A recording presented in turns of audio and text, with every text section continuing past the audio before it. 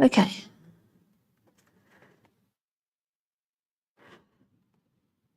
So, well, that sounds loud. Right. Welcome to Sunday morning meditation at Buddha House. Is anyone who's brand new? No? Okay. So we're also, the reason I can't adjust anything, it's also being live streamed. So sound is controlled elsewhere. Okay, so we got in this room, we're doing some meditation. There's another group making some momos out the back. So some people are coming to the door and wrong class. Never mind. Okay, so we're going to do some meditation. We're going to do some mindfulness of breathing first to settle our mind, improve our concentration. And then we'll do an analytical meditation, which today's episode is the disadvantages of cherishing self. Okay, so that's part of our analytical series, which is the graduated path to enlightenment. Before we get into all that, so that we can actually meditate, we need to settle our body. The idea is to be as comfortable as you can while being alert. So relaxed but alert. Your mind should be alert. Your body should be relaxed. So we'll just go quickly through the body. Just make sure you're as relaxed as possible in a reasonable posture. The important thing to remember is keep your back straight. So your spinal column should be in alignment. So whether that's sitting on a chair or on a cushion, or in fact even lying down, you just need to make sure that it's straight, so not twisted and not curved. So just think about mentally where the top of your head is, and that would be the point at which your spinal column, if it was a pile of golden coins and there was a ribbon through it, like a spinal column, that would come out the top of your head, the ribbons. So just gently mentally tug them so they're straight, and as you let it go, your head should droop a little bit. So you don't want to be ramrod straight, and we're not gazing out around the room. Your gaze would be unfocused, but about 1 metre in front of you. Just come down to your face, relaxed. It's good if you can keep your eyes a little bit open. You can close them if you like, but that often encourages sleeping. We're not trying to relax and sleep. We're trying to be alert. So if you leave your eyes a little bit open, the light will prevent you from nodding off. Just a little bit. As you come down to your mouth, your teeth should be together, gently, and the tongue up behind the top teeth on the hard palate, and that stops the generation of saliva, or it slows it down a bit.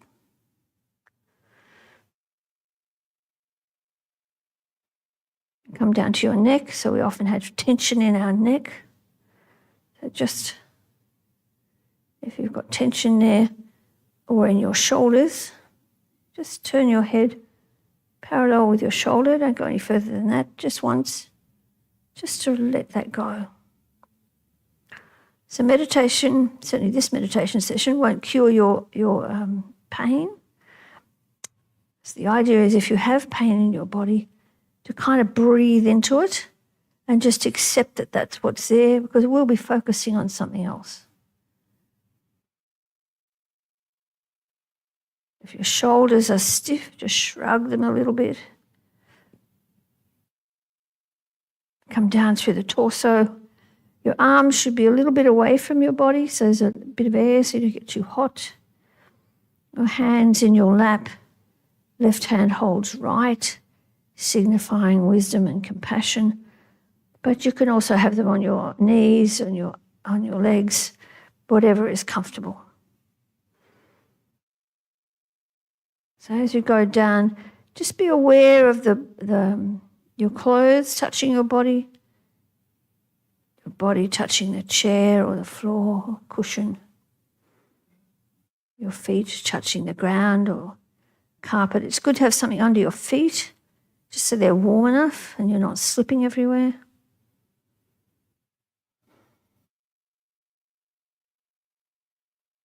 And then we think about our mind, because it's the mind that's going to meditate, not the body.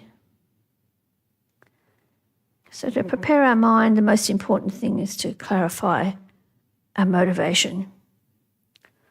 So why did you think for yourself? Why did you come here today? Why did you decide to do a meditation session? And why this particular one? So that might be because you are looking for some peace in your day. You can celebrate the calmness of your mind. It helps us deal with the rest of the day, other people.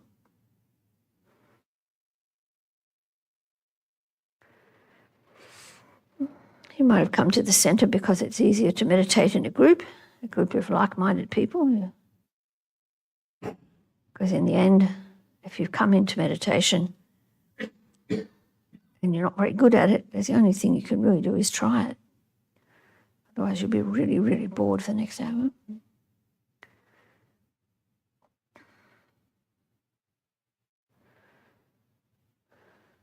But on a broader level, this centre is concentrates on seeking enlightenment, not just for ourselves, but so that we can benefit others. And we call that bodhicitta. The idea is that we need to become enlightened. We want to be happy. We want not to suffer. We want the same thing for our loved ones. And in the end, we realise this would be better for everyone, every living being, to be happy and not suffer. We don't have the skill to do that at the moment. We need to be enlightened to be able to do that to any real extent.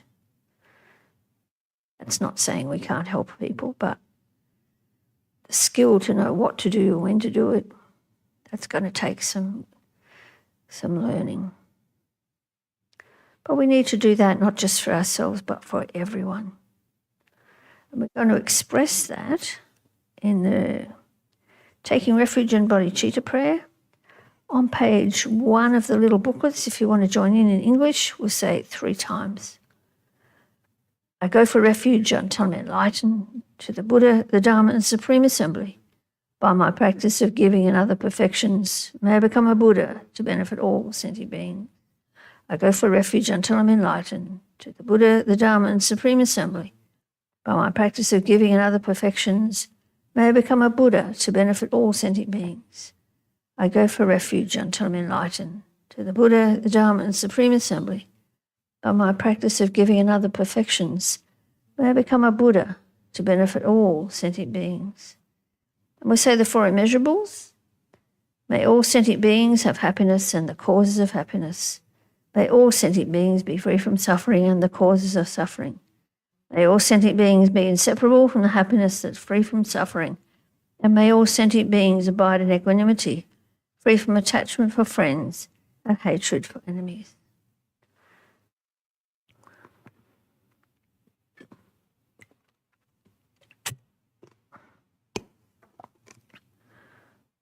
Okay, so our meditation posture. What we're going to do is to simply focus on a single thing, and that single thing is our own breath. So literally just going to try and watch ourselves breathe. And while that sounds really, really simple, the skill is to be able to focus on that alone and keep focusing on it for the next 20 minutes.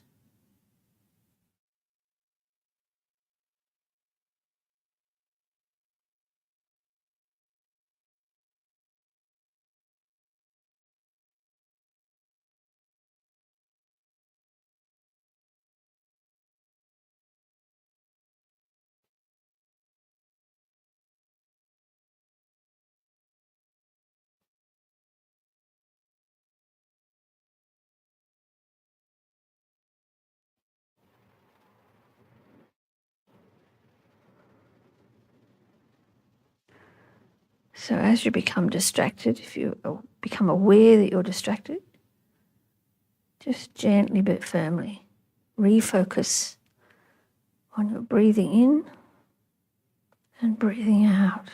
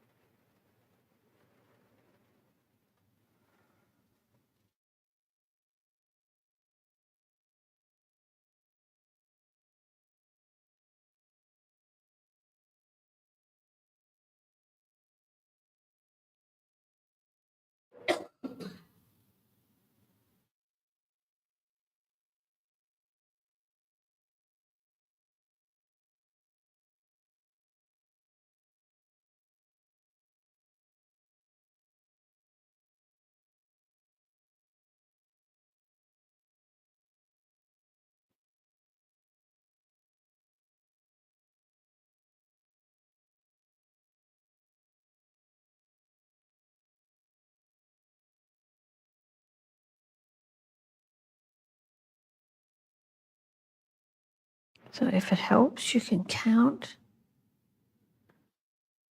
Breathing in 1, I'm breathing out 1. I'm breathing in 2, I'm breathing out 2. I keep the count going for a little while. Each time you're distracted, you go back and start at 1 again. You only need to keep the count going until you've got a bit of a rhythm up and you can just watch your breath.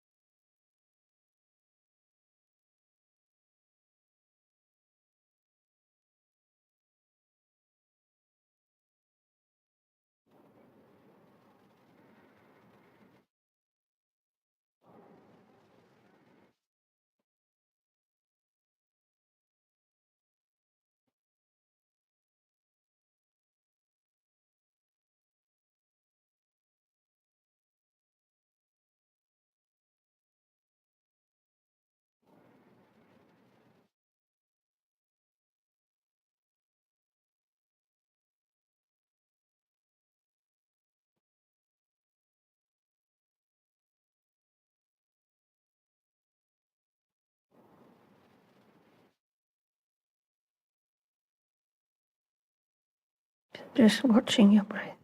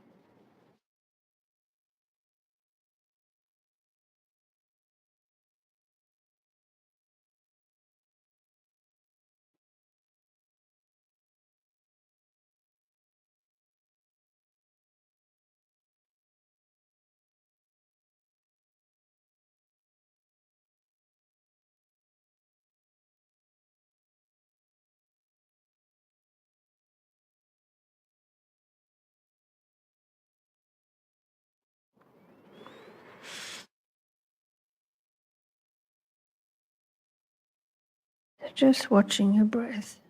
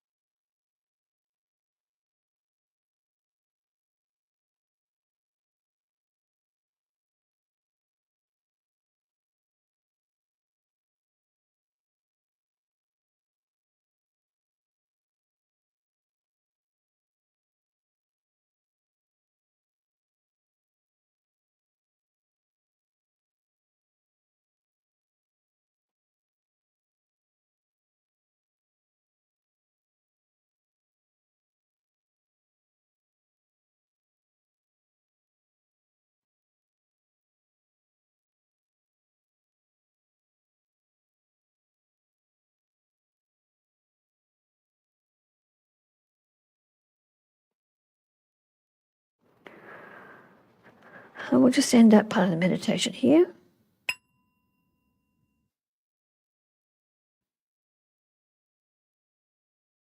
So have a stretch. Stand up if you need to. Sip of water.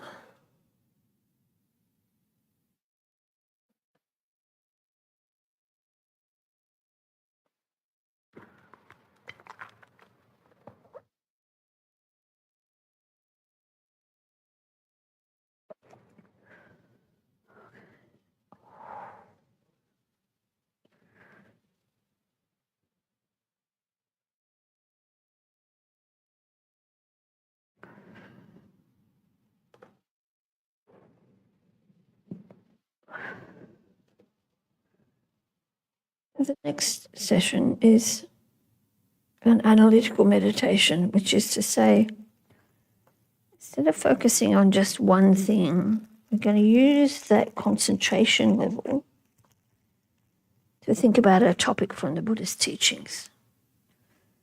And it's from the series called the Lam Rim, which is the graduated path to enlightenment. We've just started on the series which helps us try and develop bodhicitta. So last week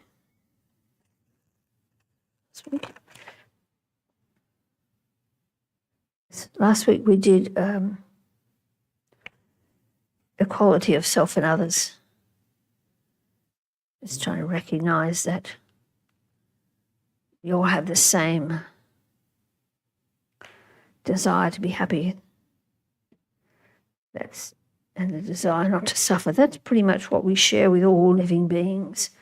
They're not just humans, but everyone. This week we're going to look at the shortcomings of self-cherishing. So if you came to or were able to listen to any of the teachings from last weekend, which was Geshe Sherab visiting it, talking about emptiness, he was explaining how our view of self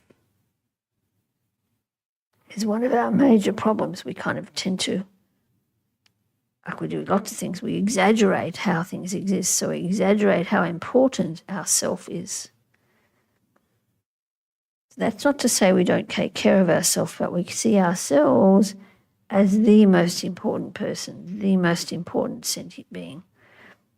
And when we do that, we automatically treat others quite differently. So we're going to think about that, the shortcomings of self-cherishing, how that distorts what we are trying to do. And how, in fact, seeing the world like that isn't helping us. So if you'd like to resume your meditation posture, what will happen in this phase is I will say some things and you should try and think about, do they make any sense? Are they making sense for you in your life? Maybe even try and find an example in your own life. And if they do sound valid to you, then you try and focus on it for a little while.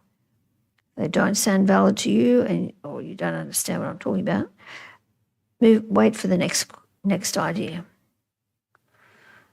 Okay, so the idea is to test what is being said before you try and hold on to it. So once you're happy that it sounds valid, makes some sense, then you try and focus on it like we did on the breath.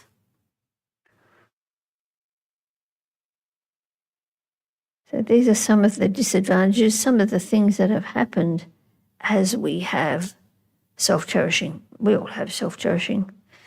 Caring about ourselves is one of the things we're pretty good at, really. A bit too good at. So self-cherishing has kept me locked in the prison of samsara for numberless lives, compelling me to bear the suffering of the 6 realms as much as possible. Okay, I'm going to try and translate that. That's got a whole lot of Buddhist jargon in it.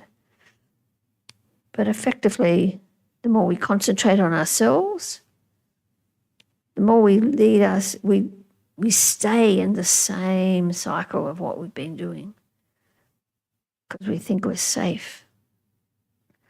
We eat the food that we like. We take the job that we like. We live in the place that we like. We see the people we like and we think that's really safe. And the more we reinforce that, the more we think that is so important to me. We try and hang on to the me.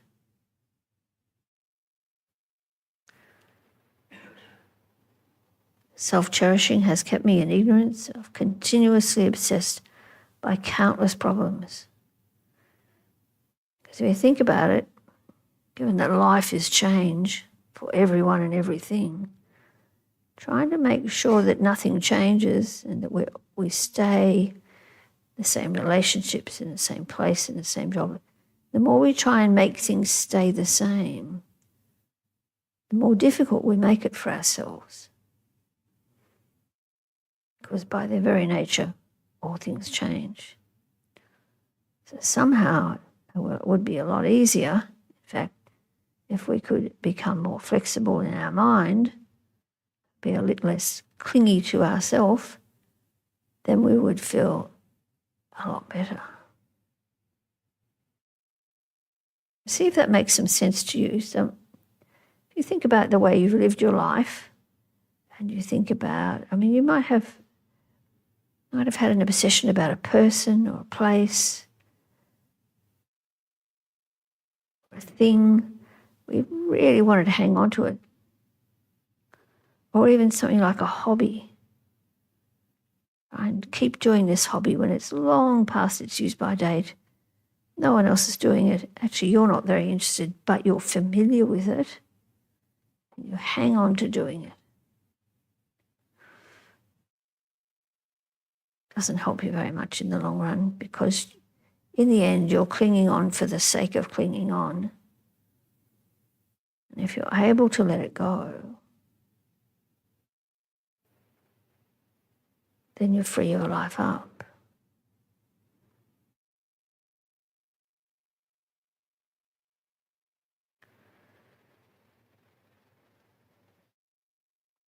Self-cherishing conception has prevented my opportunities of reaching enlightenment. basically because we're spending all our energy staying here, treading water, keeping things the same.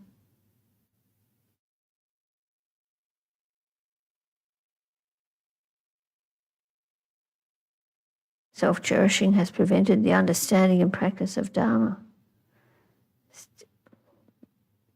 The thing about Dharma is it's a very big view of the world. It's a very kind of all-embracing, not just of people, but of all kinds of beings, all kinds of lives, all kinds of possibilities. It's a really big idea. And self-cherishing is a very narrow, focused in on me idea. So if what we want to do is understand how things exist, why do I suffer, all those things, we need to be able to take a bit of a step back from our own self-cherishing. Try and see, for a start, how other people experience the world, how other beings experience the world.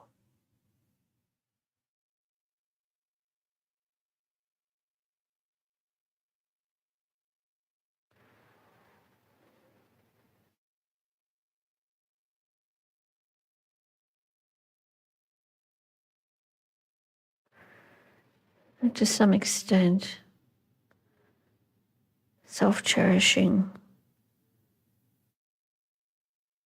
has changed living beings and inanimate objects even into enemies who destroy me. So we kind of see things as preventing me from taking care of myself.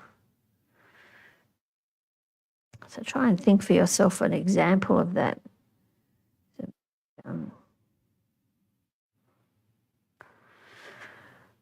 Maybe people get in the way of how you want to live your life. But more clearly in little things.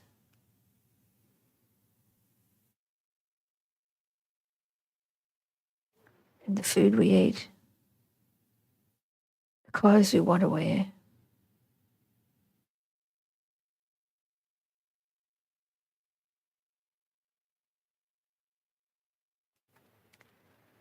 the way we get around the town.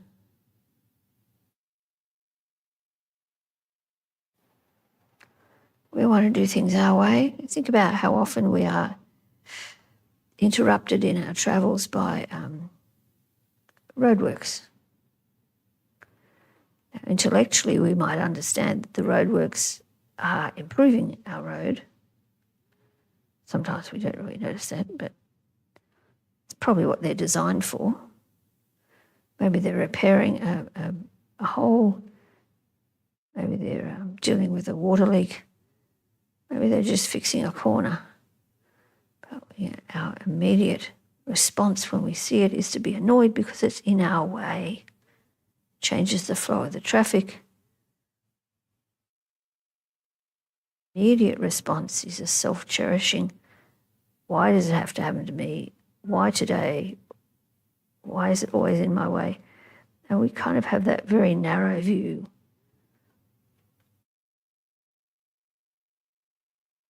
And we get upset. And unnecessary. Unnecessary for us to be upset. And really not a helpful way of looking at even our own environment of how to travel from A to B.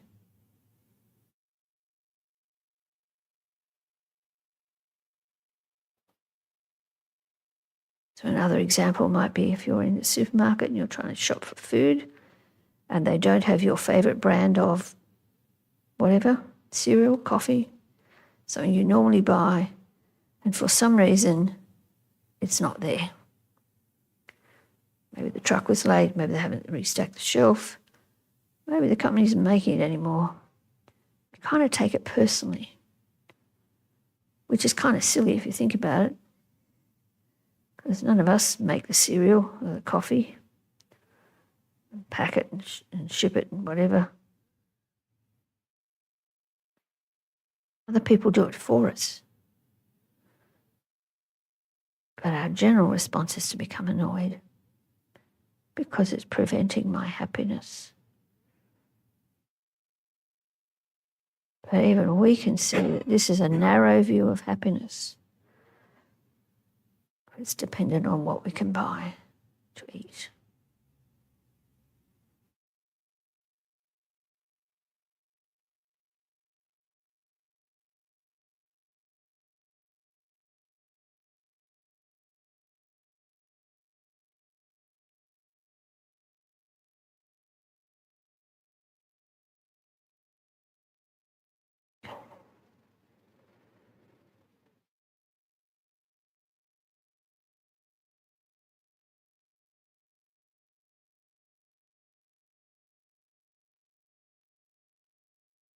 So the teachings suggest, so I'm reading here from a text on indeed, the Graduated Path for Enlightenment, so it's called Extended Ad Lambrim Outlines. All the defects and sufferings are the faults of only one thing, the self-cherishing conception. So how we view ourself, how we view. From the beginninglessness of samsaric life, how much suffering have we experienced in all three samsaric worlds?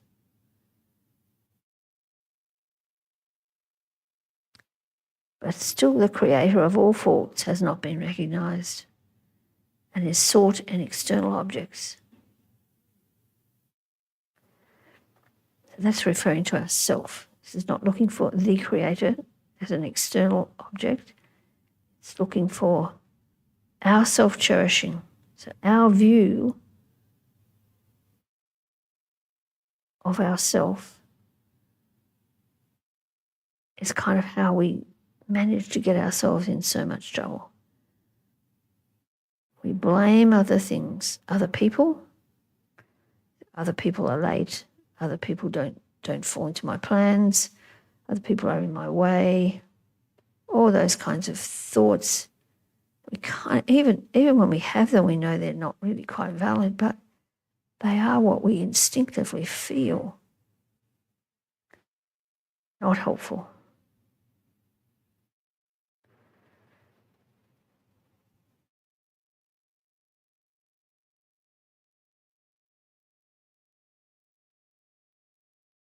Somehow we need to become responsible for our own life by not blaming something else, other people. But we don't need to do that by becoming even more self-centered. We need to be just a bit more flexible.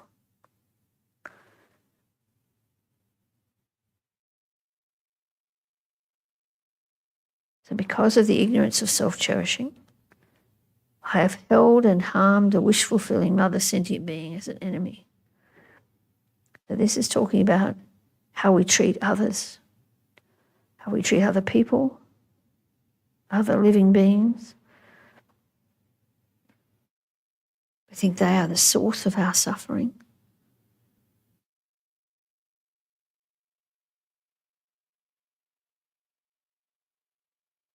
And on the other hand, my worst enemy, the self-cherishing conception, the cause of all suffering, we've held that as our dearest friend. Because we see that as our instinctual taking care of ourselves. Which sounds fine, we do need to take care of ourselves, but not at the cost of every other living being. We're not supposed to be selfish. We are supposed to become responsible for ourselves, but without being unbelievably selfish about how other people, imagining that other people are in our way or using up our resources.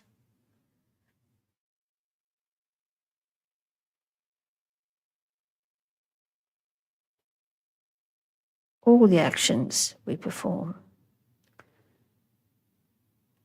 are under the control of the self-cherishing conception.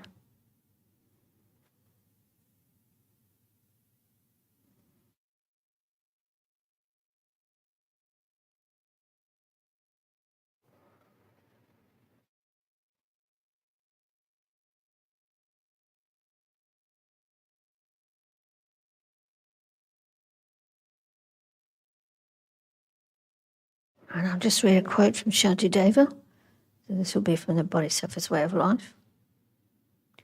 How much suffering and fear and how many harmful things are in existence. If all arise from the clinging to the I, what should I do with this great demon?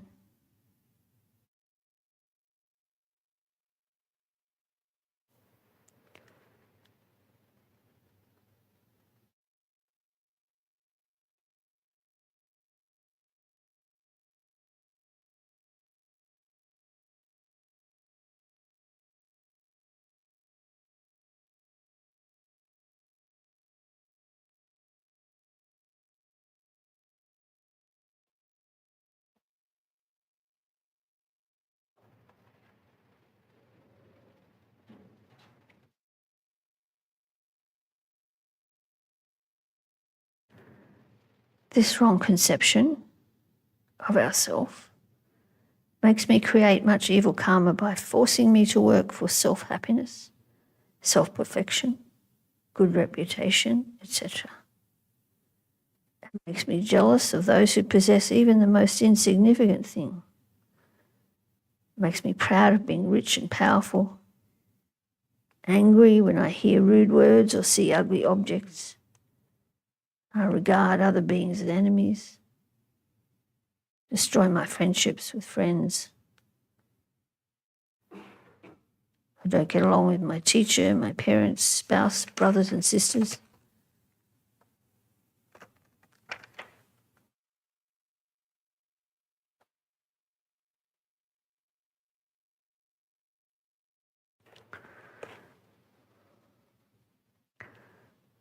Self-cherishing conception disrupts the peace between all beings. As long as this great demon lives in my heart, keeping peace from myself and others, there can be no method whatsoever by which permanent harmony can be found.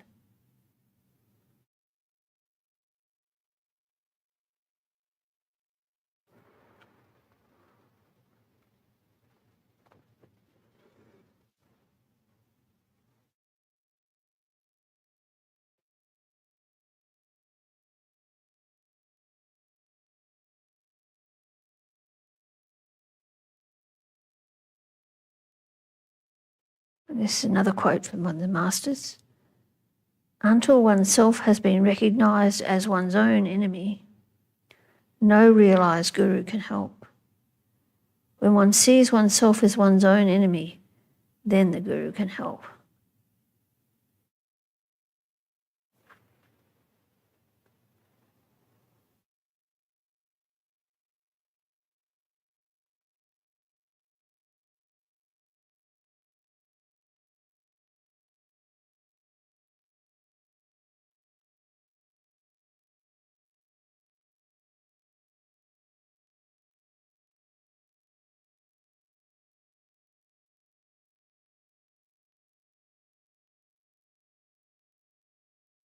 So my self-cherishing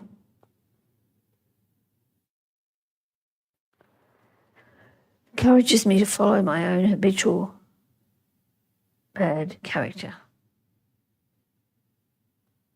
Thus I appear hostile to those whose advice I ignore. Instead of recognizing my own bad habits as the cause of all these problems, I blame other people for them.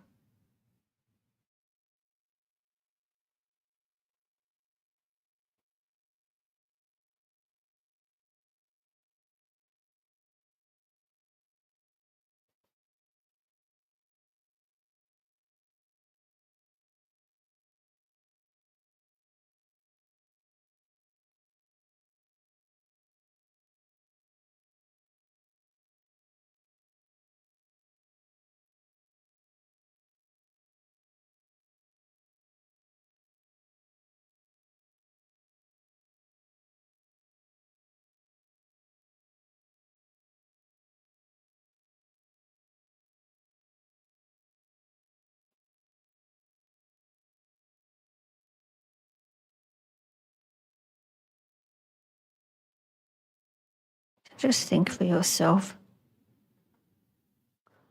how focusing on our own desire, my own desire, can shut out the advice or the help from other people.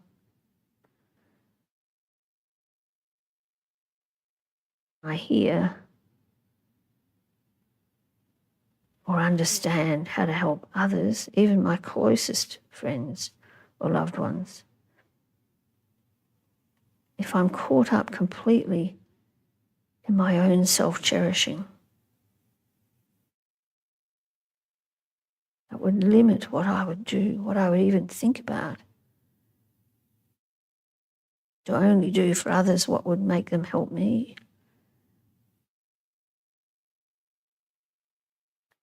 Instead of trying to help them be happy or not suffer.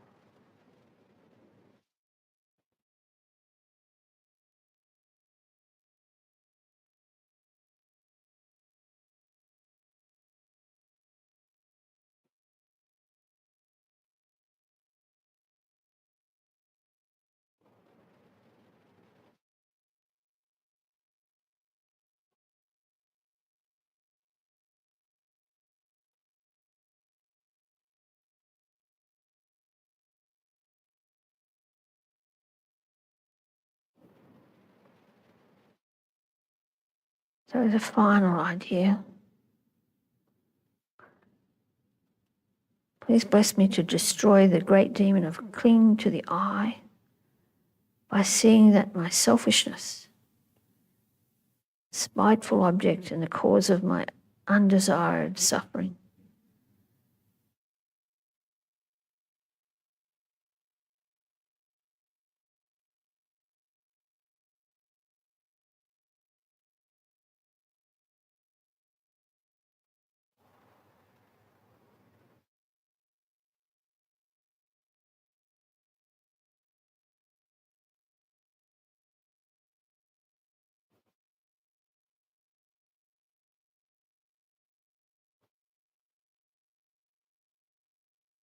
We'll leave that meditation here.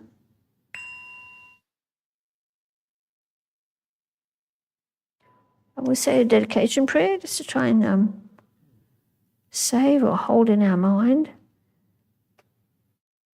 the work that we've done, conclusions we might have been able to come to. We can say in English on page 2 and 3, just once, the dedication prayer.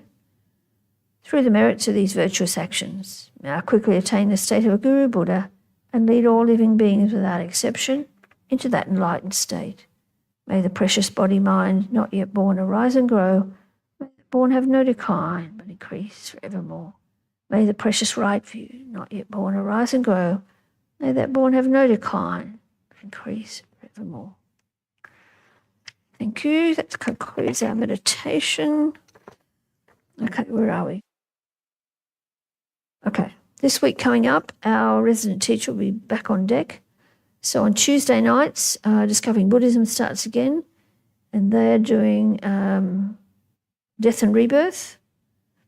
So this is Gendondra is back, and then, this Thursday night hasn't started yet because on Friday is Losar, so it's Lama Yeshe Day. It's actually, Losar means New Year, Happy New Year. So it's New Year for the Tibetans, and Lama Yeshe Day because that's when he died some time back.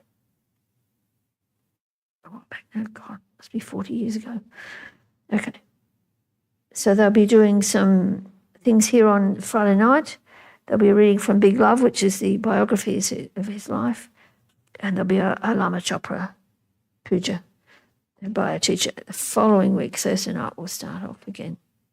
So calendars are for February are available, and in fact for March it's probably out as well. We'll open the shop for about half an hour.